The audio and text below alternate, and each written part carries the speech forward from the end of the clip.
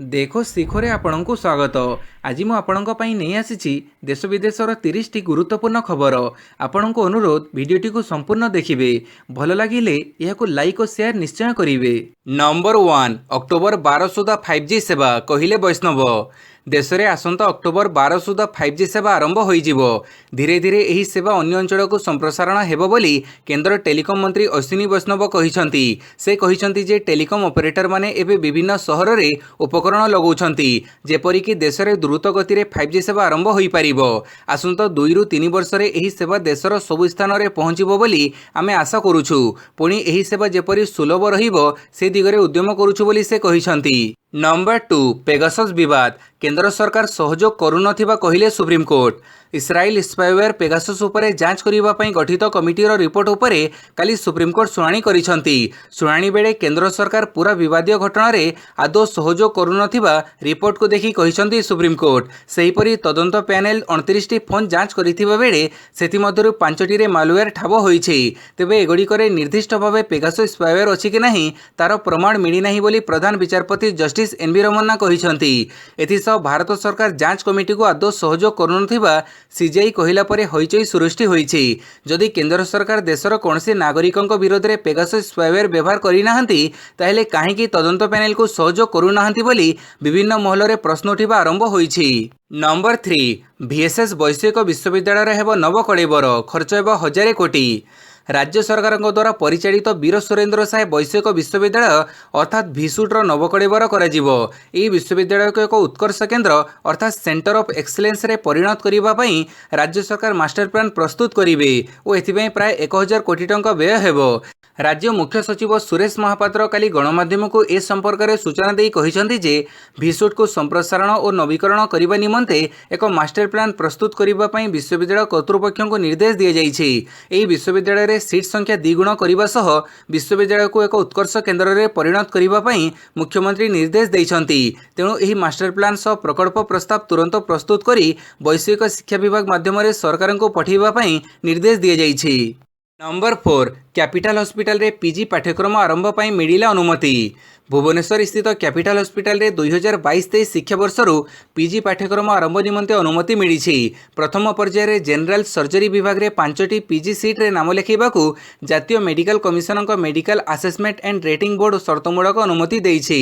ରାଜ୍ୟ ସରକାର କ୍ୟାପିଟାଲ ହସ୍ପିଟାଲକୁ post graduate institute of medical education and research ଭାବେ ବିକଶିତ କରି 2022-23 ଶିକ୍ଷାବର୍ଷରୁ 15ଟି ବିଭାଗର ପିଜି ପାଠ୍ୟକ୍ରମ ଆରମ୍ଭ ନିମନ୍ତେ ନିଷ୍ପତ୍ତି ନେଇଥିଲେ। ଜାତୀୟ ମେଡିକାଲ କମିଶନଙ୍କ MARB ଅର୍ଥାତ୍ ପିଜି ବିଭାଗ ଦ୍ୱାରା କାଲି କ୍ୟାପିଟାଲ ହସ୍ପିଟାଲର PGMER ପ୍ରିନ୍ସିପାଲଙ୍କୁ ଚିଠି ଲେଖାଯାଇ ଉତ୍କର୍ଷ ବିଶ୍ୱବିଦ୍ୟାଳୟ ଅଧୀନରେ ଥିବା ଭୁବନେଶ୍ୱର ସ୍ଥିତ ଏହି PGMERରେ 2022-23 ଶିକ୍ଷାବର୍ଷରୁ ଜେନେରାଲ ସର୍ଜରୀ ବିଭାଗରେ 5ଟି ସିଟ୍ରେ ପାଠପଢ଼ା ଆରମ୍ଭ ନିମନ୍ତେ ଅନୁମତି ଦିଆଯାଇଛି। ପାଣିପାଗ ସୂଚନା, ଆଜିଠୁ ରାଜ୍ୟରେ ବଦଳିବ ପାଗ, କମିବ ବର୍ଷାର ପରିମାଣ। ରାଜ୍ୟରେ ସକ୍ରିୟ ଥିବା ଘୂର୍ଣ୍ଣିବଳୟ ପ୍ରଭାବ ଆଜିଠାରୁ ହ୍ରାସ ପାଇବ। ଫଳରେ ରାଜ୍ୟ ତମାମ ଜାରି ରହିଥିବା ବର୍ଷାରେ ଲାଗିବ ସାମାନ୍ୟ ବିରାମ। ପାଗ ବଦଳିବା ସହ ତାପମାତ୍ରା ଧୀରେ ଧୀରେ ବୃଦ୍ଧି ପାଇବ ବୋଲି ଭୁବନେଶ୍ୱର ଆଞ୍ଚଳିକ ପାଣିପାଗ କେନ୍ଦ୍ର ପକ୍ଷରୁ ପୂର୍ବାନୁମାନ କରାଯାଇଛି। 26 ତାରିଖରେ ରାଜ୍ୟରେ ବିଶେଷ ବର୍ଷା ହେବାର ସମ୍ଭାବନା ନାହିଁ। କାଁ ଭାଁ କିଛି ସ୍ଥାନରେ ମଧ୍ୟମ ଧରଣର ବର୍ଷା ହୋଇପାରେ। ସେହିପରି 27 ତାରିଖରେ କିଛି ସ୍ଥାନରେ ଘଡ଼ଘଡ଼ି ସହ ବର୍ଷା ହୋଇପାରେ। 28 ତାରିଖରେ କିଛି ସ୍ଥାନରେ ହାଲୁକରୁ ମଧ୍ୟମ ଧରଣର ବର୍ଷା ହେବାର ସମ୍ଭାବନା ରହିଛି। ତେବେ ଅଧିକାଂଶ ସ୍ଥାନରେ ପାଗ ଶୁଖିଲା ରହିବ। ଦିନର ତାପମାତ୍ରା ମଧ୍ୟ ଧୀରେ ଧୀରେ ବଢ଼ିବ ବୋଲି ସେ କହିଛନ୍ତି। ତେବେ ଆସନ୍ତା 24 ଘଣ୍ଟା ମଧ୍ୟରେ ଅର୍ଥାତ୍ 26 ତାରିଖ ମଧ୍ୟାହ୍ନ ସୁଦ୍ଧା ରାଜ୍ୟର ମାଲକାନଗିରି, କୋରାପୁଟ, ରାୟଗଡ଼ା, ଗଜପତି, ଗଞ୍ଜାମ, କନ୍ଧମାଳ, ନୟାଗଡ଼, ବୌଦ୍ଧ, ଅନୁଗୁଳ, ଢେଙ୍କାନାଳ, କେନ୍ଦୁଝର ଓ ମୟୂରଭଞ୍ଜ ପ୍ରଭୃତି 12ଟି ଜିଲ୍ଲାର ଗୋଟିଏ କିମ୍ବା 2ଟି ସ୍ଥାନରେ ବର୍ଷା ବଜ୍ରପାତ ସହ କାଳବୈଶାଖୀ ହେବାର ସମ୍ଭାବନା ରହିଛି। ନମ୍ବର 6 ଆଜି ଅବସର ନେବେ ପ୍ରଧାନ ବିଚାରପତି ରମନା। ଦେଶର 48ତମ ପ୍ରଧାନ ବିଚାରପତି ଏନ୍.ଭି. ରମନା ଶୁକ୍ରବାର ଅର୍ଥାତ୍ ଅଗଷ୍ଟ 26ରେ ଅବସର ଗ୍ରହଣ କରିବେ। ତାଙ୍କର ପୂରା ନାମ ନୁଥାଲପତି ଭେଙ୍କଟ ରମଣା। ସେ 1957 ଅଗଷ୍ଟ 27ରେ ଆନ୍ଧ୍ରପ୍ରଦେଶର କ୍ରିଷ୍ଣା ଜିଲ୍ଲାରେ ଜନ୍ମଗ୍ରହଣ କରିଥିଲେ। ସେ 65ତମ ଜନ୍ମଦିନର ଗୋଟିଏ ଦିନ ପୂର୍ବରୁ ଅବସର ଗ୍ରହଣ କରିବେ। 2021 ଏପ୍ରିଲ 24ରେ ସେ ପ୍ରଧାନ ବିଚାରପତି ଭାବେ ଦାୟିତ୍ୱ ଗ୍ରହଣ କରିଥିଲେ। ରମନାଙ୍କ ପରେ ବିଚାରପତି ୟୁ ଲଳିତ ସୁପ୍ରିମକୋର୍ଟର 49ତମ ପ୍ରଧାନ ବିଚାରପତି ଭାବେ ଅଗଷ୍ଟ 27ରେ ଦାୟିତ୍ୱ ଗ୍ରହଣ କରିବେ। ନମ୍ବର 7 ଅଗଷ୍ଟ 24 ସୁଦ୍ଧା 4,08,680 ଗାଡ଼ିରେ HSRP ନମ୍ବର ପ୍ଲେଟ୍ ଲାଗିଛି କହିଲେ ଯୁଗ୍ମ କମିଶନର। कमिशनर। आसंता सेप्टेम्बर 30 तारिख सुधा जो सब यानर पंजीकरणर शेष संख्या 1 और 2 सहित समाप्त हेउथिबो सेमाने HSRP नंबर प्लेट लगेबाकू बाध्य। अक्टोबर 1 तारिख सुधा आईन प्रणयनकारी संस्था गुड़िक ओडिशा रेजिस्ट्रेशन मार्क एवं जो सब यानर पंजीकरणर शेष संख्या 1, 2, 3 और 4 थिबो यानर HSRP नंबर प्लेट फिटमेंट को तदारख करेंगे। अगस्त 24 तारिख सुधा मोट 7,06,217 गाड़ी मालिक स्लॉट बुक करिसेंती। सेथिमध्यरु 4,08,680 गाड़ी रे HSRP नंबर प्लेट लग जाइछि। नंबर 8 नवेम्बर 20 रु मयूरभंज महोत्सव। महामारी पाई 2 वर्ष धरी बंद थिबा मयूरभंज महोत्सव चलित वर्ष आयोजित हेबो। आसंता नवेम्बर 20 तारिख रु 27 तारिख पर्यंत 8 दिन धरी महोत्सव अनुष्ठित हेबो बोली साई विनायक कल्याण मंडप ठारे अनुष्ठित प्रस्तुति बैठक रे सर्वसम्मतिक्रमे निष्पत्ति होईछि। विभिन्न दिवस रे कार्निवाल शो, आदिवासी कला, संस्कृति और परंपरा प्रदर्शन, कुडुमाली कला प्रदर्शन सह विभिन्न प्रकार रंगारंग कार्यक्रम अनुष्ठित हेबो। महोत्सव कमिटी सभापति असित पतिଙ୍କ पौरोहित्यरे अनुष्ठित बैठक रे ई निष्पत्ति होईछि। महोत्सवर परिचालना पई बारिपदा नगरपाल कृष्णानंद महांती को अभ्यर्थना कमिटीर अध्यक्ष एवं कलिंग केसरी जेना को साधारण संपादक भाव मनोनीत कर जाइछि। नंबर 9 जन आरोग्य योजना रे किन्नर सामिल। एक ऐतिहासिक निष्पत्ति क्रमे किन्नर मानक पूर्णांग स्वास्थ्य सेवा जोगाई देबाकू बुधवार दिन स्वास्थ्य मंत्रालय अधीन जातीय स्वास्थ्य प्राधिकरण और सामाजिक न्याय और सशक्तिकरण विभाग मध्य एक बुझामणापत्र स्वाक्षरित होईछि। यही बुझामणापत्र फल देशर समस्त किन्नरंकु आयुष्मान भारत प्रधानमंत्री जन आरोग्य योजनार पूर्णांग स्वास्थ्य सेवा सुविधा मिलिबो। यह चुक्ति फल किन्नर माने स्वास्थ्य सेवा क्षेत्र में केवल समान अधिकार पाइबे नहीं, यह मध्य एकाधिक क्षेत्र में सफलतार बाट देखैबो। नंबर 10 NCSCDA पक्षरु दिव्यांगों ପାଇଁ मागणा नियुक्ति मेला।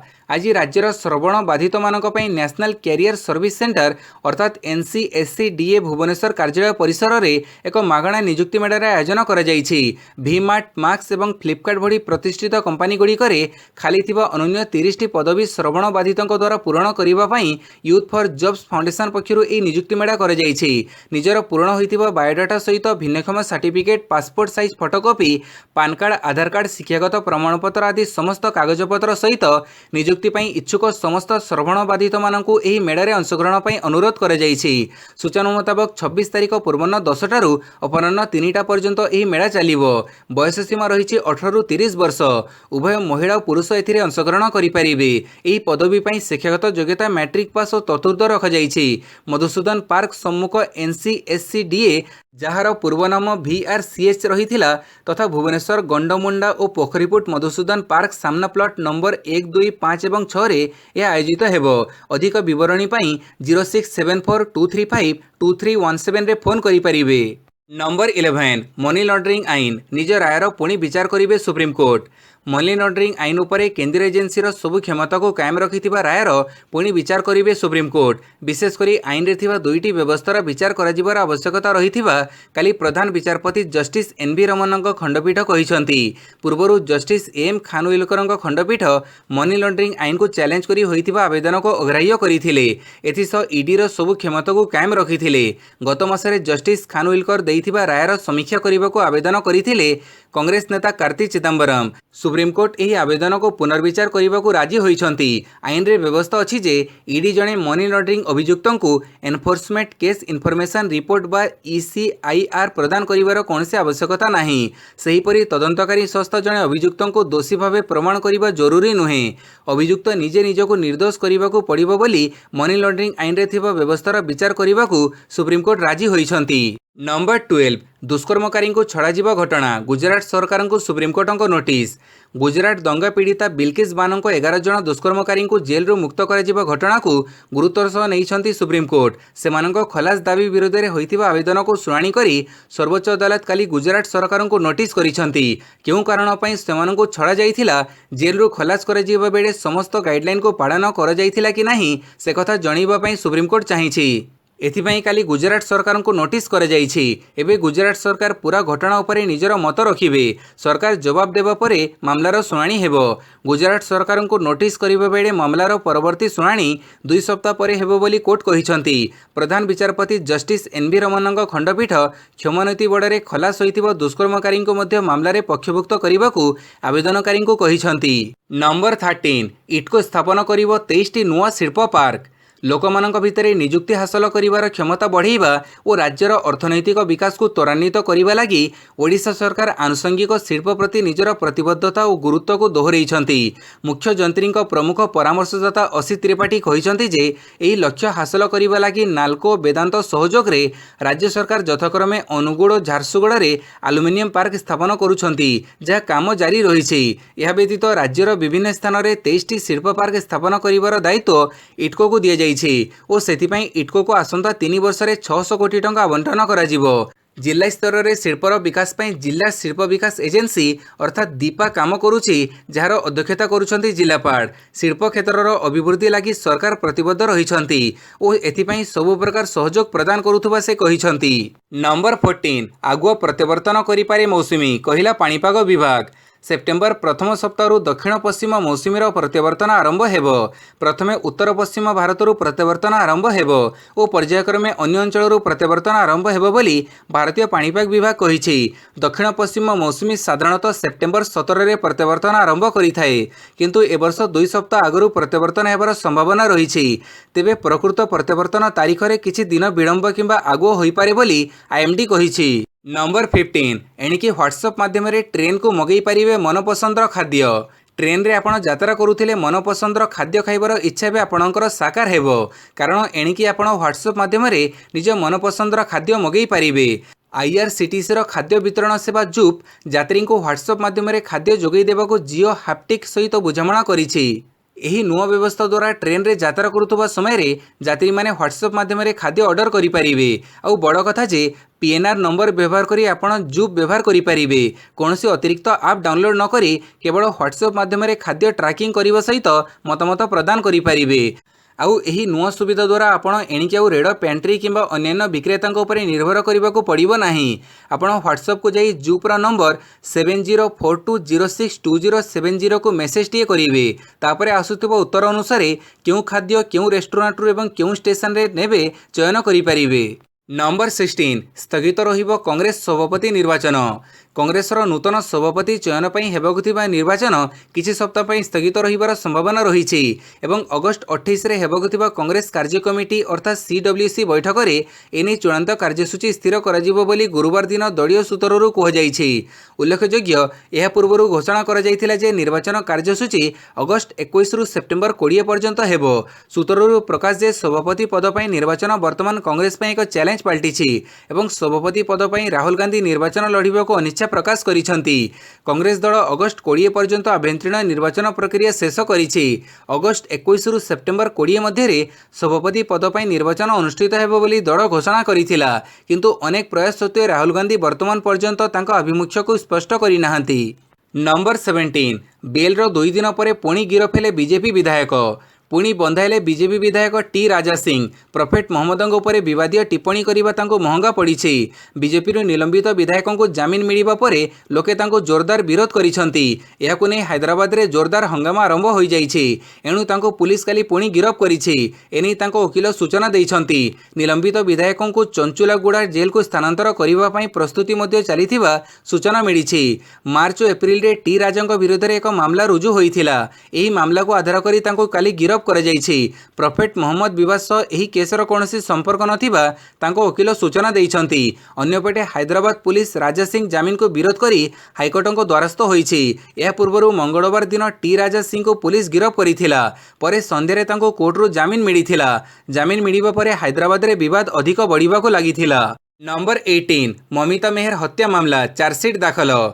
बहुचर्चित ममिता मेहर हत्या मामला रे गुरुवार बलांगीर जिला कंटाबांजी एडीजे कोर्ट रे मुख्य अभियुक्त गोविंद साहू एवं सहयोगी राधेश्याम चंडी हाजर होइथिले। गत 10 मास परे एही दुई अभियुक्तक चार्जसीट दाखल होइछि। ए संपर्क रे अदालत रे अभियुक्त गोविंद और राधे को सूचना दिए जाइथिला। आसंता सेप्टेम्बर 8 तारिख दिन परवर्ती शुणाणी थिबारु पुणी गोविंद और राधे एडीजे कोर्ट रे हाजर हेबे। कंटाबांजी कोर्टरू साक्षी मानकु समन गला परे सेमाने कोर्ट रे हाजर होई बयान रखिबे। साक्षी मानक बयान अनुसार गोविंद राधे उपर ट्रायल आरंभ होई ए मामला आगको बढ़िबो। अभियुक्तों पक्षरु आईनजीवी दुर्गा प्रसाद पाढ़ी और सरकार पक्षरु स्वतंत्र पीपी अमरेंद्र मिश्र केस परिचालन करुछंती।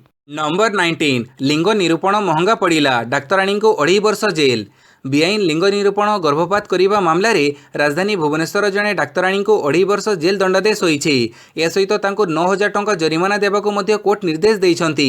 मिलिथिबा सूचना अनुसार भुवनेश्वर जयदेव विहार अंचल में निज क्लिनिक ले डाक्तराणी जनक 2019 अगस्ट मासरे बेआईन भाव लिंग निरूपण और गर्भपात कर अभियोग हेबा परे स्वास्थ्य विभाग उक्त क्लिनिक को सील करने सह एक मामला रुजु होइथिला। प्राय 14टी दस्तावेज और 7 जन साक्षी बयान को आधार कर जेएमएफसी कोर्ट काली यह दंडादेश शुणाइछंती। तेबे तड़ कोर्टक यह राय को हाइकोर्ट रे चैलेंज करा बोली डाक्तराणी निकटतम महलरू सूचना मिली। Number 20 Bhubaneswar Germany consulate general Germany consulate general Manfred Auster काली बीएससीएल एमडी संजय सिंह को भेटी भुवनेश्वर स्मार्ट सिटी और राज्य सरकार भविष्य प्रकल्प में सहयोग उपर आलोचना करथिले। एही बैठक में मनफ्रेड ओडिशार विकास तथा विपर्यय परिचालना और ओडिशारे क्रीडार विकास को प्रशंसा करथिले। से कहिथिले जर्मनी ओडिशा सहित यार वाणिज्यिक संपर्क को सुदृढ़ करने को आग्रही। यह जर्मनी और ओडिशा मध्य ज्ञान विस्तार एक प्रमुख भूमिका ग्रहण करिपारिबो। श्री सिंह ओडिशा रे जर्मनी सरकार सहयोग लोड़ीथिले और निवेशकों राज्यर शिल्प नीति को आकर्षणीय बोली वर्णना करथिले। कन्सुलेट जेनेल विभिन्न क्षेत्र में राज्यर रहिथिबा संभावना उपरे आलोकपात करिबो सह आगकू बीएससीएल एवं ओडिशा सरकार सह काम करने को आग्रह प्रकाश करथिले। नंबर 21 श्वेता मृत्यु मामला हाइकोर्ट रे सौम्यक आगुआ जमीन आवेदन। सॉफ्टवेयर इंजीनियर तथा भद्रक झील श्वेता उत्कल कुमारी आत्महत्या मामलें संभाव्य गिरफ्तारी एड़ाइबा boyfriend engineer Soumyajit Mahapatra high court द्वारस्थ होती। काली सौम्यजित हाइकोर्ट रे आगुआ जमीन आवेदन दायर करिसेंती। श्वेता मृत्यु नहीं भुवनेश्वर स्थित चंद्रशेखरपुर थाना रे रुजु मामलें सौम्यजित आगुआ जमीन पर आवेदन करिसेंती। सॉफ्टवेयर इंजीनियर श्वेता उत्कल कुमारी आत्महत्या करिवार 7 दिन पर सामना को आसी व्हाट्सएप चाट जो श्वेता प्रेमिक सौम्यजित महापात्र माँ पाखक मेसेज कर मेसेज रे श्वेता लिखिछंती आउ जदि हेबो आपणक पुओ जो मो पैसा रे कपड़ा जोता पिंधुची सेही पैसा मते देइदबो तार शरम नाही पैसा नेला परे मते ब्रेकअप कला पैसा देइदबो बोली श्वेता लिखिछंती। तेणे गणमाध्यम रे सामना को आसी श्वेता और सौम्यजितक प्रेम प्रतारणार कहानी बखाणीछंती जणे बंधु। नंबर 22 केउ नारे नामित हेबो भुवनेश्वर एम्स दियंतु आपणक मत। केउ नारे नामित हेब भुवनेश्वर अखिल भारतीय आयुर्विज्ञान संस्थान। राज्यर कौनसी बरपुत्र किंबा स्वाधीनता संग्रामी ना को बदल कि एम्स कौनसी जनाशुना ऐतिह्य स्थल किंबा ऐतिहासिक घटनावली को मिल कि प्राधान्य यह नहीं आलोचना पर्यालोचना चली बेले विभिन्न राजनैतिक दल आरंभ कले बयानबाजी। बीजेपी कही ओडिशा प्रदेश गठन में जहाँ वास्तव भूमिका रही महामानवों नारे भुवनेश्वर एम्स नामित हो तेबे सेथिपाई बुद्धिजीवी सामाजिक संस्था राजनैतिक दल मान परामर्श एकांत आवश्यक। सेहीपरि कांग्रेस कही पूर्वतन मुख्यमंत्री डॉक्टर हरिकृष्ण महताबों ना सबुठु श्रेष्ठ। तेणे बीजेडी कही प्रबाद पुरुष बिजू पट्टनायक नारे भुवनेश्वर एम्स नामित हेले अधिक भल हेबो। चूड़ांत निष्पत्ति केंद्र सरकार नेबे। तेबे मु आपणक मत जानिबाकु चाहूछि जे भुवनेश्वर एम्स काहा नामरे नामित हेले ठीक हेबो कमेंट जरिए निज मत देवे। नंबर 23 पुलिस अवहेड़ारू प्रधानमंत्री निरापत्तार त्रुटि घटिला कहिले सुप्रीमकोर्ट। जनवरी मासरे पंजाब गस्त समय प्रधानमंत्री नरेंद्र मोदी सुरक्षा व्यवस्था रे होइतिबा त्रुटि पंजाब पुलिसर अवहेड़ा जनित बोली तदंतकारी कमिटी जानिपारी कथा काली सुप्रीमकोर्ट कहिसंती। सुप्रीमकोर्ट कहिसंती जे फिरोजपुर पुलिस सुपरिटेडेंट आवश्यक कार्यानुष्ठान ग्रहण करिबारे विफल होइतिबा कथा सुप्रीमकोर्टर पूर्वतन विचारपति इंदु मालहोत्राଙ୍କ नेतृत्वाधीन 5 जणिया सदस्य विशिष्ट कमिटी कहिछि। कमिटी रिपोर्ट पढ़िबा बेले सुप्रीमकोर्ट कहिसंती आईन श्रृंखला रक्षा करिबा फिरोजपुर एसएसपी तांको दायित्व तुलैबारे विफल होइछंती। प्रधानमंत्री मोदी से रास्तार जाउछंती बोली 2 घंटा पूर्व जणै दियाजिबा सत्वे यथेष्ट संख्यक पुलिस कर्मचारी थाई भी से आईन श्रृंखला रक्षा करिबारे विफल होइथिले। नंबर 24 फेरिला राजू श्रीवास्तवଙ୍କ चेता।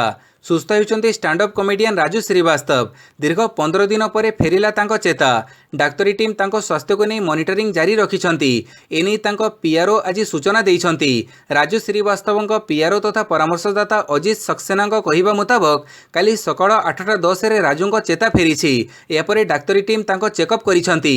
राजूଙ୍କ चेता फेरिबा परे तांको परिवार लोकंक मध्य खुशीर लहरी खेली जाइछि।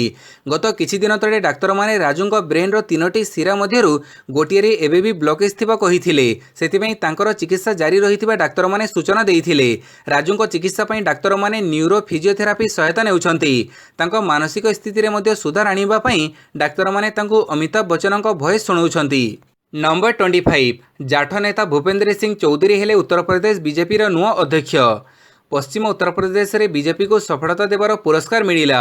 आउ काली जाठ नेता भूपेंद्र सिंह चौधरी को उत्तर प्रदेश बीजेपी नुआ अध्यक्ष भाव घोषणा कर चर्चा होउछि भूपेंद्र सिंह को जाठ समुदाय मध्य उत्तम संपर्क सह पश्चिम उत्तर प्रदेश में बीजेपी को सफलता देवारे प्रमुख भूमिका ग्रहण कर उपहार दि जाइछि।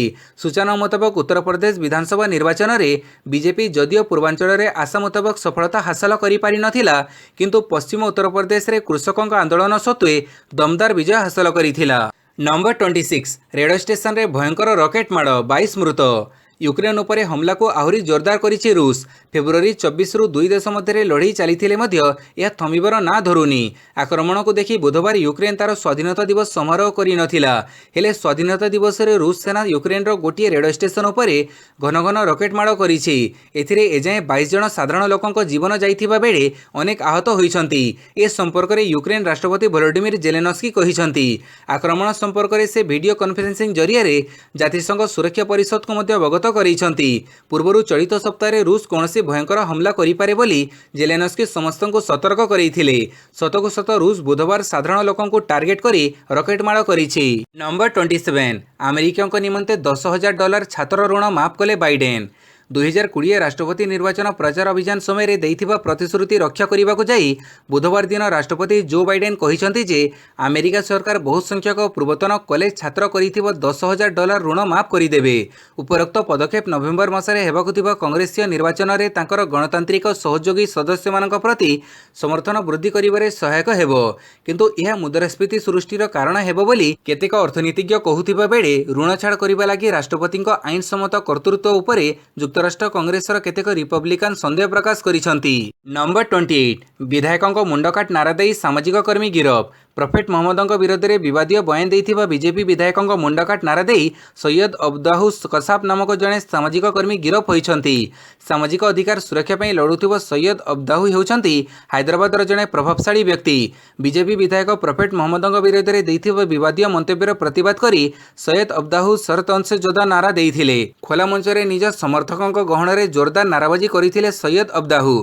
एही घटना रे पुलिस तांको विरोध में मामला रुजु करी तांको गिरफ करिछि। नंबर 29 सोनाली फगटों मृत्यु हत्या मामला रुजु कला पुलिस। बीजेपी नेत्री सोनाली फगटों रहस्यजनक मृत्यु नहीं चर्चा जारी रही। यही घटना रे गोवा पुलिस हत्या मामला रुजु करिछि। आईपीसी धारा 302 रे मामला रुजु करिछि पुलिस। फगट परिवारर अभियोग क्रमे पुलिस यही मामला रुजु करिछि। सेहिपरि सोनालीक परिवारर सम्मति क्रमे पुलिस तांको शव व्यवच्छेद करबाकू निष्पत्ति नेइछि। गत अगस्त 23 रे सोनाली फगटों मृत्यु घटिथिला। तेबे तांको मृत्यु पछरे षड्यंत्र थिबा तांको भौणी अभियोग करिथिले। खाद्य खाइबा परे सोनाली असुस्थ अनुभव करिथिले। या परे तांकर मृत्यु घटिथिला। प्रथमे पुलिस एक अपमृत्यु मामला रुजु करिथिला, तेबे परिवार लोके हत्या अभियोग आनिथिले। नंबर 30 एकाकी 90 आसन रे लड़िबो फारूक अब्दुल्लाଙ୍କ नेशनल कॉन्फ्रेंस। जम्मू कश्मीर में आगामी 30 दिन में हेबाकुथिबा विधानसभा निर्वाचन में फारूक अब्दुल्लाଙ୍କ नेशनल कॉन्फ्रेंस अर्थात एनसी काहा सह मेंट करिबो नाही। दल एकाकी उपत्यकार समस्त 90टी जाक आसन में निर्वाचन लड़िबाकू निष्पत्ति नेइछि। धारा 370 उच्छेद पर पीडीपी ठारू आरंभ करी अन्य किछि राजनीतिक दल सह मिसी एनसी गुपकर मेंटरे गठन करिथिला, हेले एबे एनसी गुपकर मेंटरू ओहरी जाइछि। एनसी रो एपरि आभिमुख्य परे गुपकर मेंट मध्ये भांगी जाइछि। एहा परे एनसी हाईकमांड दल कश्मीर समस्त 90 आसन में एकाकी निर्वाचन लड़िबो बोली घोषणा करिथिले। भिडियोटी को संपूर्ण देखिथिबारु बहुत बहुत धन्यवाद।